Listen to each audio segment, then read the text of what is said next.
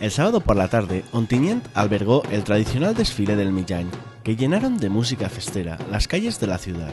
Las marchas festeras, acompañadas de las 24 comparsas, desfilaron recordando que las fiestas de moros y cristians del 2012 ja estan en marxa.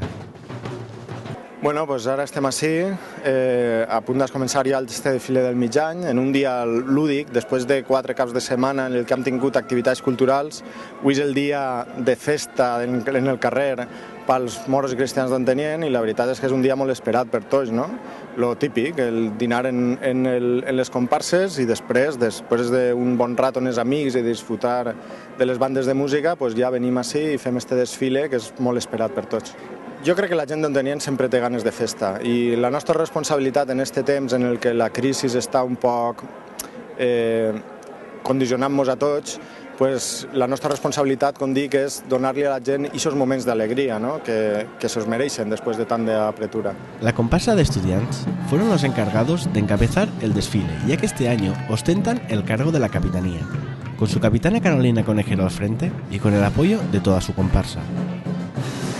Pues, a veure, molt emocionada i molt nerviosa, la veritat, perquè, bueno, és el primer acte així com, no sé, de desfilar davant del públic i tot això, estic molt nerviosa. Nosaltres, el primer tro jo hem regalat unes bufandes com la que jo porte, i cada un va d'un color perquè simbolitza el que són les cintes que portem en la capa, com anem de negre, i després la xapa que la porte, espereu que us l'ensenye, la chapa de lo que es el logotipo de la comparsa de este año.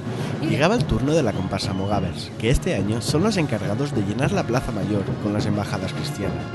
Quique Climent será el embajador cristiano, acompañado en todo momento por su hermano Víctor Climent, banderer del ejército cristiano. Cambia el sonido de las marchas cristianas por las moras, y es turno de encabezar el ejército moro al capitán del 2012, Juanjo Barber, que junto al calor de la comparsa de los moros marinos comienza su desfile por la calle 2 de Mayo. Pues bueno, primer acte públic, la veritat és que ja cal al poble, ja s'ha vist en premsa que soc i ara pues, que em vesguen en el carrer. Disfrutar molt del Mig-Any i anem a començar part de les festes, portem molts actes oficials este fin de setmana i en este que trasladem a la ciutadania, al poble en general d'Ontinyent, que les festes estem així, que ens falta Mig-Any i que anem agafant motors. Sí, un poc nerviós, la veritat, perquè eres el centre de totes les entrevistes, molta gent t'anima, l'enhorabona, Juanjo, avant, i n'hi ha que apartar un poc els problemes i disfrutar d'estos dies que són els nostres. I és diferent, de fer un fester a peu a ser un personatge públic, que realment és el que el toca enguany ser, doncs defendre el meu bàndol moro com a tal, com a capità moro, i convidar a que la gent disfrute en companyia nostra de les festes. La comparsa Moros Españols serán los encargados de llevar la embajada mora. Gaspar Alcaraz como embajador y Alejandro Garrido como banderer llevarán el bando moro por las calles de la ciudad. Durante todo el desfile, la gente de la ciudad volvió a ilusionarse con las marchas moro-cristianas y llenaron las calles de la ciudad para dar calor a unas fiestas del 2012 que no han hecho más que empezar.